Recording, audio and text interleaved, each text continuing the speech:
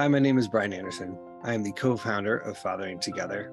And at the beginning stages of this organization, we knew that community was key to our success because communities, for dads especially, create a space to feel supported, hold one another accountable, express opportunities for vulnerability, and most importantly, which I believe sets us apart, is work towards equity so that the benefits of our community extend to our children, our partners, communities, workplaces, everywhere where we are present.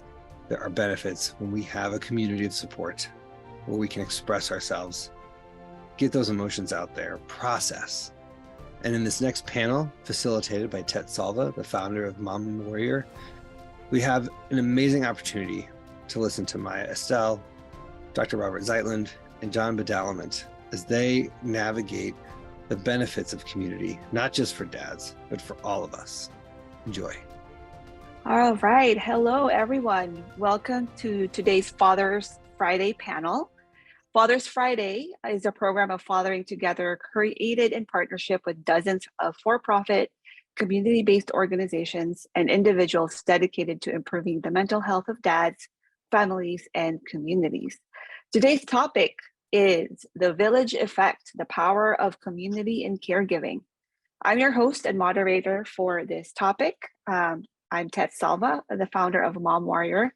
And Mom Warrior is a platform that harnesses the collective wisdom and experiences of other caregivers going through similar challenges.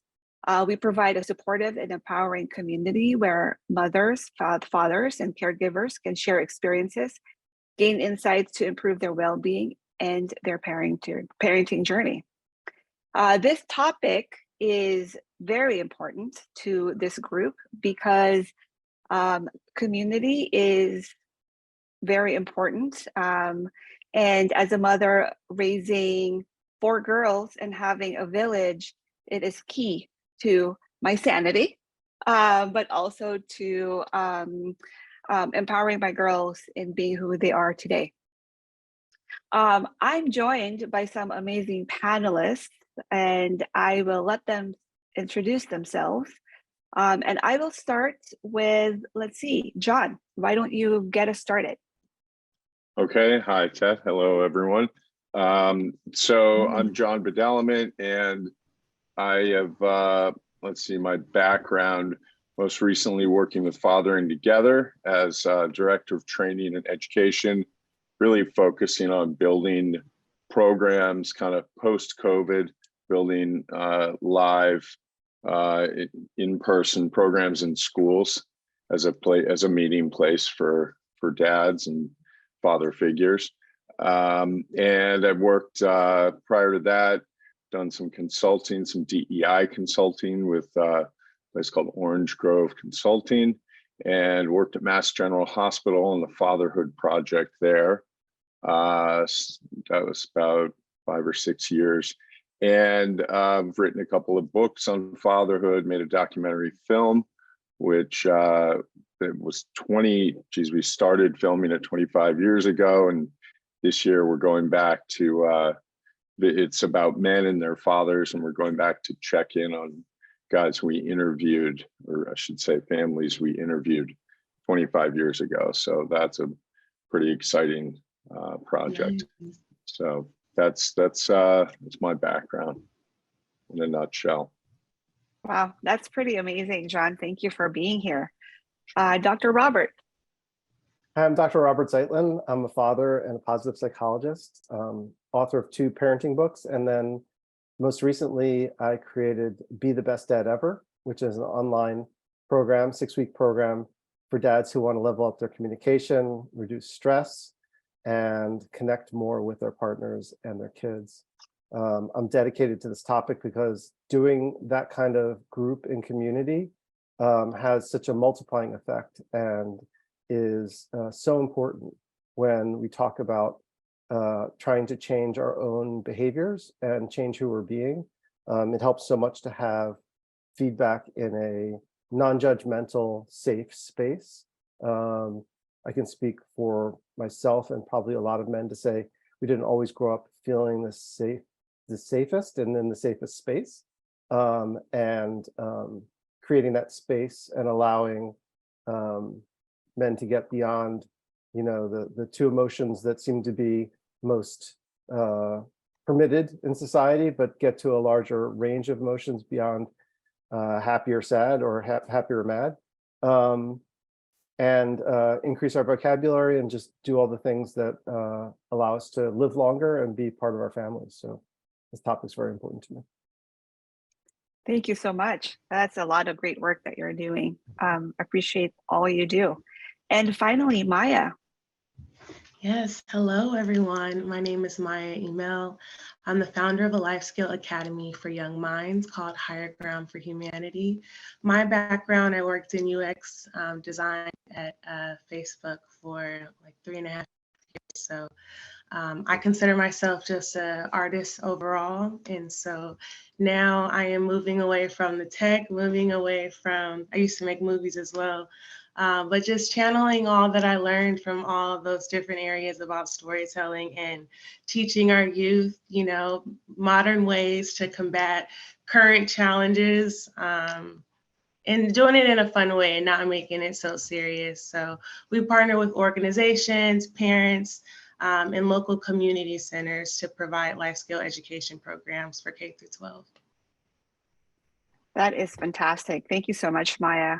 And very inspired by what you're doing right now to empower our youth, especially in underserved communities. So speaking of which, but before I get to my first question, let me remind the viewers that these panels have been pre-recorded and you can find additional information and resources at fathersfriday.org. So again, you can find additional information and resources at fathersfriday.org, including joining the Fathers Friday newsletter to get additional updates as the campaign continues. All right, so let's get started. I know we talked a lot in just even our introductions around the importance of a village or the importance of community. So how do you define a village or community when it comes to caregiving and raising children? A village or community implies a positive environment in which to raise kids. There's times where we can get together and allow sort of the lowest common denominator to dominate fear, other concerns, and we don't necessarily create, again, a safe space, a nurturing space. So I would differentiate a village and community from other gatherings of people as a space where we are working together to sort of raise ourselves up, and in doing so, give kids the space to meet their potential. Yeah. I also think a village encompasses, when it's executed well, these are spaces where creativity can grow because their interests are not necessarily directly associated with what the child immediately has accessible to them on a regular basis. So when I think about my own village, it's the people around that are, their value adds, like they're moral aligned. They are the people that you can call on your best day, but also your worst day. And if I can't do both, then you're not in my village. Mm-hmm. Yep. I'll So add true. I would just add to that.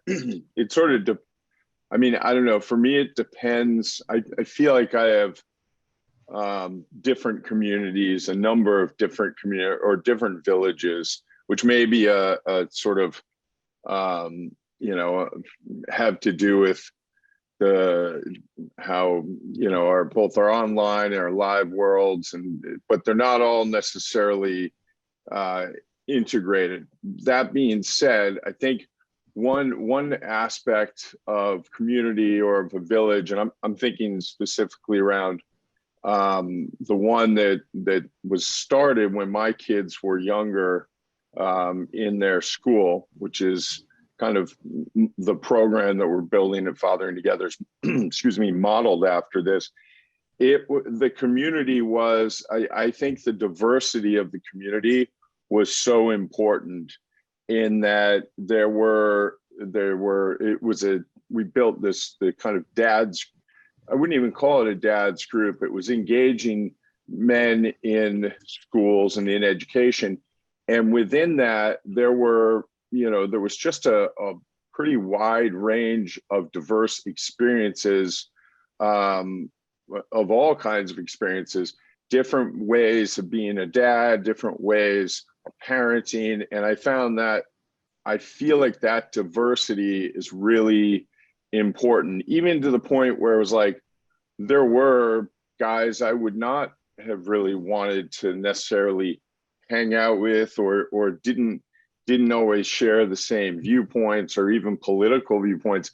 But there was something about being part of that community that I think there was a baseline of respect and understanding, and a shared vision for what we wanted for our kids. So I'll just add that to the definition. I think there is an importance in different viewpoints, and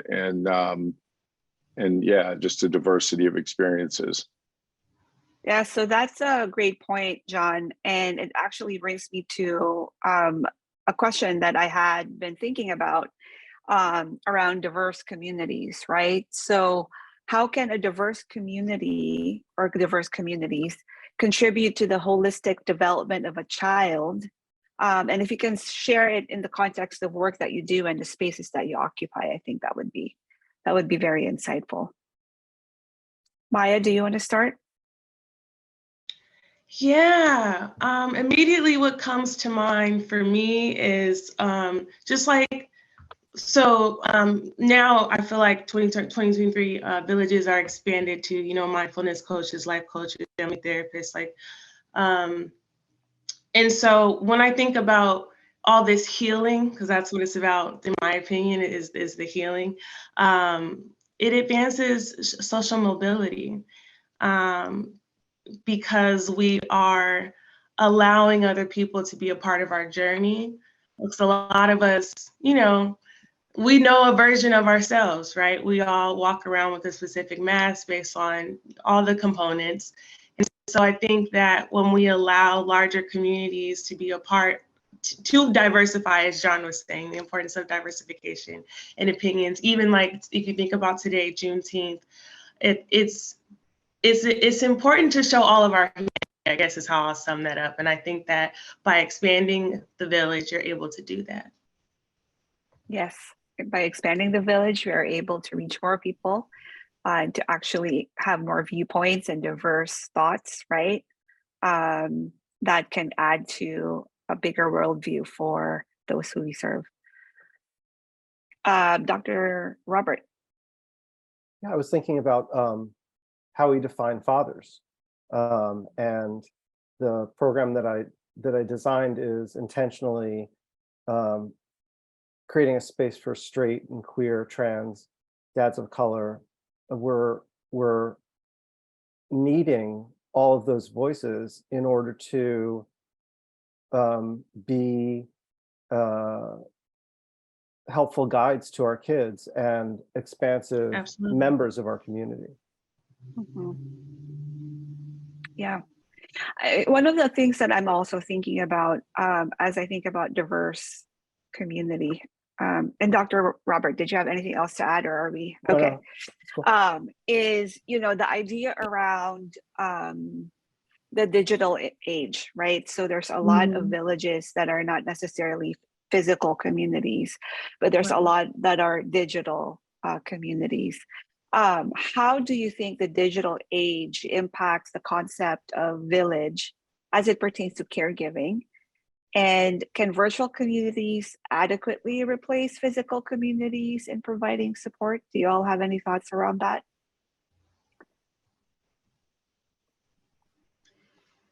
You know, I understand the digital support, and I understand that, but I am very much so. When we think about the village, I'm thinking about a physical space, the sharing of intimacy, the true person that physically gets to see you, and you know, they can come into your home when it's not up to, you know, your standards, but like with that kind of village and core is what I'm more so speaking to, because social media is a perception of a reality. So I'm sensitive with the social media space. Mm-hmm. Anyone have other thoughts around digital communities? Yeah, the program that I've created is an iteration of these workshops that I started doing during the pandemic. It's funny, I totally agree with Maya, and I felt very strongly for about a year and a half before the pandemic, creating in-person workshops. I thought it was very important. And I was incorporating things like improv comedy warm-ups and these mindfulness, there's a lot of things that you can do in person with more texture. And so, like many of us have, our relationships have changed during the pandemic. I'm much more on Zoom than I ever was before. And I think it's really useful. And I think there are limits. And in this particular framework of thinking about community for parents and families, I think the opportunity to be in your own place, for me to meet parents where they are, for them not to have to come out to a space and make a commitment and childcare and everything, is really makes things easier. And then at some point, at some level, we get limited in using that space because, like Maya was alluding to, being intimate at a certain level, like there's some anonymity and distance here that disappears when you're in person, and that is what you need to make some breakthroughs. Yeah, absolutely. Yeah, I like that word texture is really great because it does add, there's just different textures and yeah, kind of reiterating what both of you already said. I mean, it cuts both ways. I mean, I do therapy online. It's, it's essential. There's times where I couldn't do it if I wasn't able to do that. And there are, communities online for kids and for youth that are, essential for safe spaces and for connecting with others. They're lifesavers. So that's important. And, of course, learning to a lot of the nonverbal skills and learning to speak and to listen can really be important to teach and to learn in person. I find it's a different kind of listening we learn online, and not always 100% there for better and for worse, but yeah. So I guess what I'm hearing is there's pros and cons to both, right? But when, maybe I'll challenge this group in terms of the generation we are trying to influence. They are heavily influenced by digital and technology. So spaces in Snapchat, spaces in TikTok, Instagram. A big part of their world is digital, and a lot of the content that they consume is in the moment. And while I do think that physical community is definitely important, there's this shift of kind of technology. These kids are really more ingrained in their digital communities rather than in their physical communities. I don't know if you've seen any ways maybe we can bridge that gap, with AI coming into play. That's also a whole other thing where you can ask questions on a chatbot that, can replace a therapist. Oh my gosh, I hope not, but let's hope that, so any other thoughts there?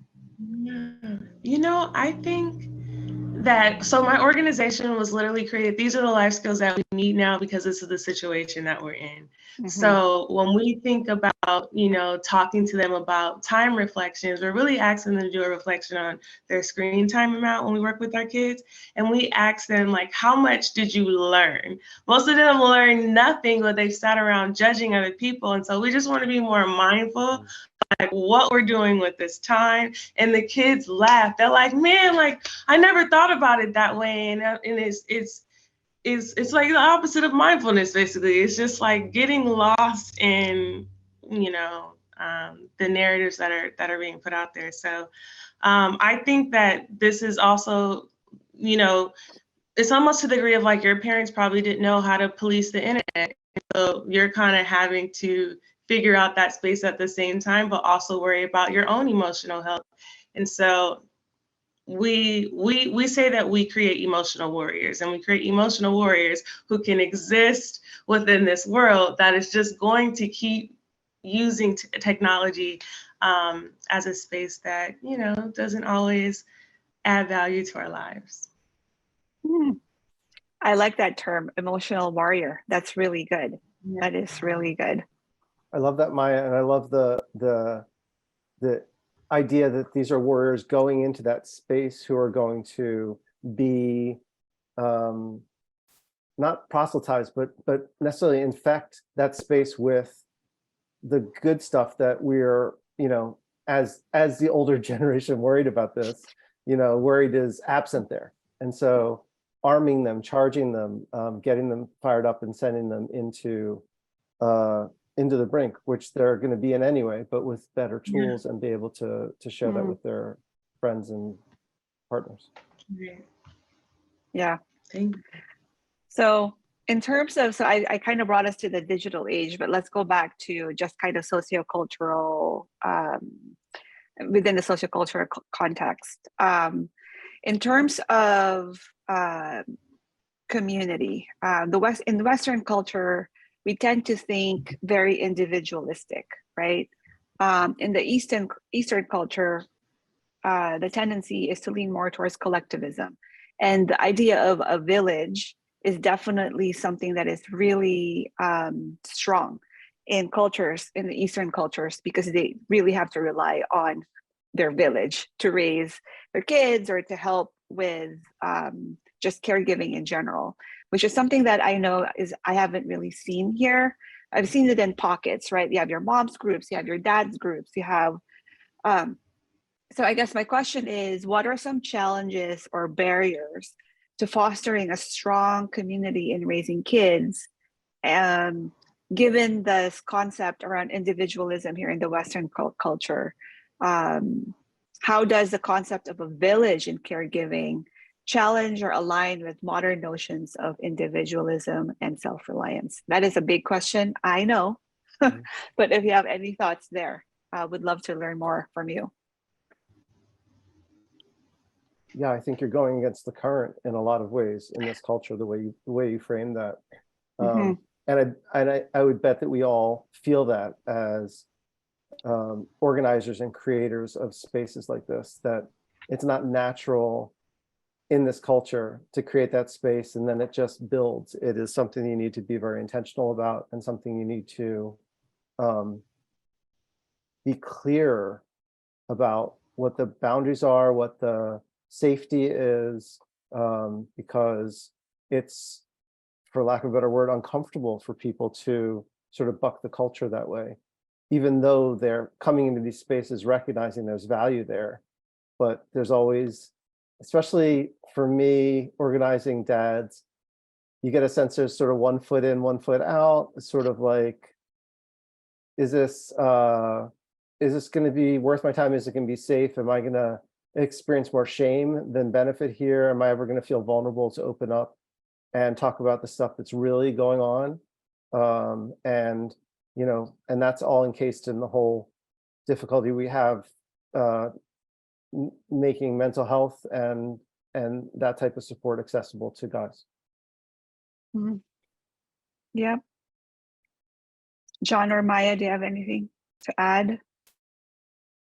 Yeah, I mean, yeah, I think there's the cultural challenge, you know, sort of like you laid it out, individual versus collective. You know, I think of it was a book or a study. It might have been a study that turned into a book I think it was called Bowling Alone, which was in the 80s, just the beginning of the you know, they looked at different organizations and clubs like bowling clubs, just sort of a canary in the coal mine of the breakdown of social groups and the collective. So I think we've, you know, people are pretty well aware of that. And I think also there's always been pockets of of resistance to that, people who do naturally get together. And I think with men, generally speaking, it's double, it's sort of an added challenge of getting guys to join, to be part of something. And I've always found in my work, I would say half of the work is trying to figure out where are the men, where are the dads in this case. I'm working with dads and trying to bring the work to them. And so schools, I think, are a natural place, and trying to find places where it's, where dads have a stake in coming together. Done work in barbershops, done work in religious organizations, whether it's like a nonprofit in the community, or a synagogue, or a mosque, or a church. Like going to those places is part of it. But also, generally speaking, I think dads, when there's a clear, when they see a benefit, like their kids, if it's around school, it's like, all right, I'm going to help my kid. I feel like a lot of times guys will do things for others in the name of doing it for others, when it's actually, and then they discover, well, it's actually for me. Also, I think is really part of the work. Like once you get them in, there's a realization. I found, doing this work for many years, guys are hungry for connection, and hungry for opportunities to connect with other dads, with other parents, other people. And, we see this in the statistics on loneliness. And so I think the challenge remains how to, what is the organizing event, or what is it that brings them together? And that's the real challenge. Once they're there, I find there's a lot of the value is often pretty clear. And when it's for their kids, I think that's one good way of doing it. But we did a study at Mass General, and it was kind of disheartening, but also I think in some ways there shows a real opportunity. We looked at dads coming into the obstetrics, into prenatal care, and we were there for two-week periods, so a total of 4 weeks, where we asked that any guy that came into the waiting room, we asked to do this study. It was about 15 or 20 minutes. We had 900 guys in that period of time do the study, which is a remarkable number. It was an 85% acceptance rate. So, we thought we'd get a lot of like, I'm too busy, I don't want to do it. So just the responses to this study about their experience in the prenatal visit, about a bunch of different things. But one of the things we found, so that in itself said, like, guys want to talk, they want to talk about this experience of fatherhood. And then one of the things, among a bunch of interesting findings, was that it was almost 40% felt like they had no one or nowhere to go to talk about their experience of fatherhood, and to talk with anyone about what was going on. And so I think that also presents an opportunity for, engaging men in this sort of window of opportunity and this is one of them across the life course, when they're having kids. It's a huge opportunity to, prenatally or perinatally, sort of in those early years. So that's a long answer, but. No, that's really fascinating. Actually, I wanted to ask, and I know, Dr. Robert, you're doing things, you have your workshops, and you've got your, I guess, your fatherhood circles, right? But I guess my question then becomes, how can we bring more people in? And what makes it, well, I think we know what makes it difficult for men and dads to come and build their own community. But I guess for my learning too, and for Maya, I think it would be great to know what we can do as folks who may not be in this demographic to help build that community for these folks. Yeah, Tet, you and I have had conversations about marketing and about the business side of psychology, and I have studied a lot of marketing and done a lot of business development, networking, etc. And I think one of the truths that I came across in networking that has stuck was that there's a continuum of know, like, and trust. That before people can trust you, they need to like you, and before they like you, they need to know you. And I think in terms of gathering men together, and I'll speak for myself again as someone who has not always been comfortable in all male spaces, although I was raised all male education camps, like again and again and again, I experienced that it wasn't always the safest place, that shame was an easy tool, that low-hanging fruit to use to gender police, to shame people, etc. And so for me, the work, and I think for you and for all of us, is to be authentic and allow ourselves to be known and to be consistent and to be worthy of the trust. But I find for me, the challenge of getting dads in the room, getting men in the room, is getting over the no hump, the speed bump of, will they come, and is it safe enough to even engage in that? And then I find, for me, fortunately, know to like to trust moves pretty smoothly. And in marketing terms, I convert, from know to like to trust, but getting over the hump and getting people in, making sure it feels safe. So I think the answer to that is to earn preliminary trust that you're safe and that there isn't some ulterior motive, and your intentions and your actions are aligned with beliefs that you share. Because when they're out of alignment, people also, you fail a sniff test. When someone comes at you with strong intentions, but they're not clearly in line with what you know to be their beliefs, then you aren't gonna, want to get stuck in an elevator with that person. Yeah, those are great points. The other thing that came to mind as you were talking is around the notion of the depiction of fathers in movies and in the media, and where I think I came across a post on Instagram actually yesterday where it called out that there are also fathers who are actually engaged and involved in their kids' life and who are doing the things like the caregiving and the laundry and the dinner and the grocery shopping, but we don't call those out as much as the dad who sits around and goes play golf, the dad who doesn't do the laundry, doesn't do the cooking, doesn't do the grocery. That's kind of like the trope that is really promoted across our media and across society.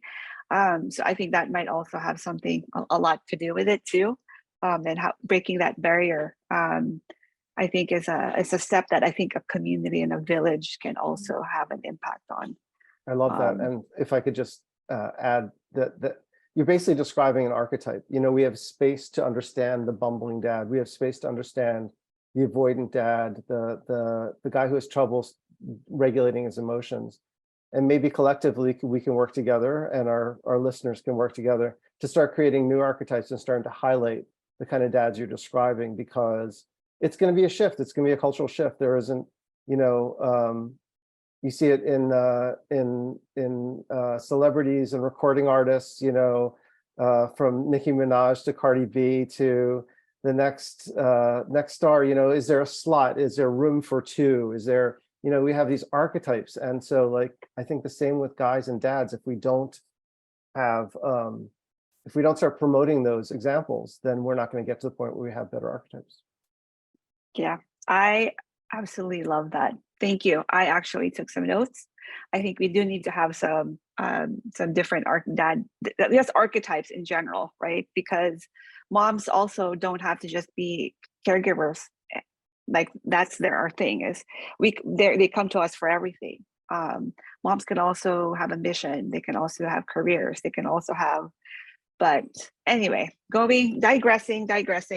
Maya and John, do you have any other things to add to what we just talked about? So it's really funny to me because I think that it's all based on the algorithm that's like in your life of like what your view of, a father is.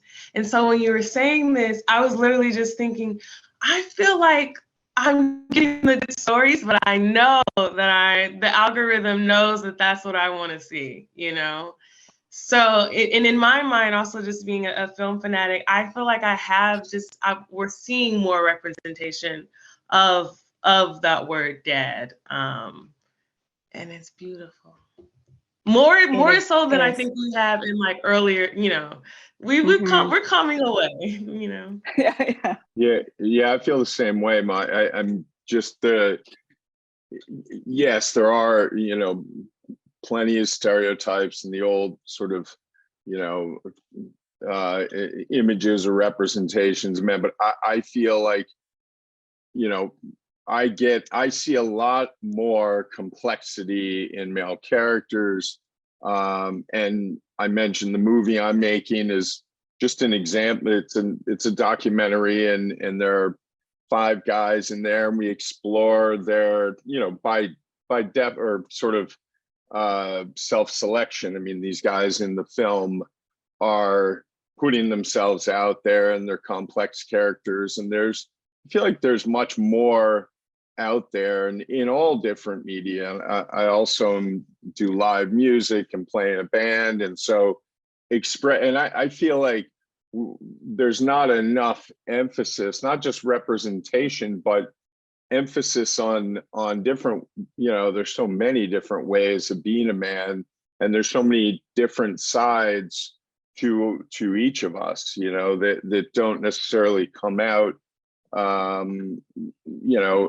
in all situations, which again sort of brings us back to the need for communities, and to be able to be known in a community for all the complexity that each of us has, the many, sort of diverse selves that we have within us, and to know to know and be known, I think, is really the goal. And that's where communal spaces can provide those opportunities. So, and especially when we're talking about teaching the next generation, so that young people, can, of all genders, can see different representations and different realistic pictures, or rather realistic people, that embody that sort of diversity and complexity. It points to the need for building these spaces and for community. Yeah, I really like that. So, okay, then on the flip side, this would probably be my last question. On the flip side, do you think that a village or community can overstep their boundaries in caregiving? And, how do we ensure that respect for individual autonomy is maintained while we're also still embracing that communal or that village support? I'm just gonna start by saying a very wise woman said, prepare for forgiveness. And that being like the baseline, prepare for forgiveness. And I think if we start thinking about it from that space, leading with that versus like leading with the fear of the thing, but also human behavior is imperfect. So that's why I say prepare for forgiveness, because of course the goal is to make greatness, but the journey to greatness is sometimes, I think, what we might be uncomfortable with. So yeah, opening the floor, but that's why I say prepare for forgiveness. I love that. I'm gonna add another in this is gonna be a list we're gonna create, but it's our tendency to want to start fast and to grow really big, and for it to scale, right? For everything to be bigger and better, and for us to go viral, whatever. Start small and consider leadership. consider the craft of leadership, whether you're leading a group in a community, whether you're talking to parents about parenting styles and confrontation styles. And like, these are really important elements to get the bottom parts of the brick wall right before you start to try to build a skyscraper. Yeah, that's great. I think that's especially bringing it. We're talking about fathers and getting dads together. That can't be emphasized enough. The numbers, and there are real, there's funding, there's real issues around making sure services reach people, and numbers do matter. I wouldn't, I'm not going to sort of wholesale say they don't, but it's so important in building, groups and building sort of intentional communities of dads. It is really focusing on who's in the room and not focusing on who's not there, which is, look, as a leader, can be a really easy trap to fall into. But I mean, I found this in the model in schools that we started, like I said, in my kids' preschool, was basically that we started small, but to have a lot more opportunities for, different ways to engage. So there was, like a dad's reading thing in kindergarten, where dads could sign up to read, not just to their kid, but to a bunch of, to a group of kids, which they, by the way, just ended up finding so rewarding. And the kids really loved it, just having these, these different guys in there reading to them. And the dads found it great because they could see who their kids' peers were, and just, it was kind of a win-win. But offering, there'd be a hike or a service project, there'd be a meeting. We had our meetings on once a month on a Thursday night, and the guy that is going to go to the, or like go to the baseball game, like the guy that went to the baseball game isn't necessarily going to be the guy that goes to the meetings. Like, there are just many, and the more sort of interests and ways we can engage, the better. So I always emphasize, like, we don't need everybody to show up to one thing. We want to offer and initiate enough, different ways of engaging and different interests. And that way, we end up probably covering the numbers, but they're just in smaller pieces, if that makes sense. And I think for programming, that's essential, because it is really easy to get disheartened when you just start a new program. Like we did a dads and kids on Saturday mornings in a pediatric office, community hospital, and it was really slow, but we had a few guys, and then very quickly, when it's authentic, when there's something really valuable there, I think the word gets around, and it built from there.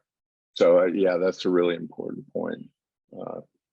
Yeah, and tying this together with a prior question, Maya's points about imbuing values of allowing for human behavior to be imperfect, allowing space for forgiveness and humility. These are things you can only do if you're doing the kind of programming John's doing, slow, careful, authentic, building these spaces. And getting to your question before about what allows people in is knowing that there's some value here. I mean, the kind of values they could walk out of in the kind of community Maya's describing is invaluable. That's something I know I could bring back to my family, and is going to make me a better dad, is going to make me a better partner. And ultimately, one or two of those moves start to spread and grow. And it's not about virality, and it's not about changing the whole world, but it is about infecting a couple of those families with those positive values. That is awesome. Thank you so much. Well, I just have, before we close, wanted to see if you had any other insights or thoughts around the power of a village and creating a community.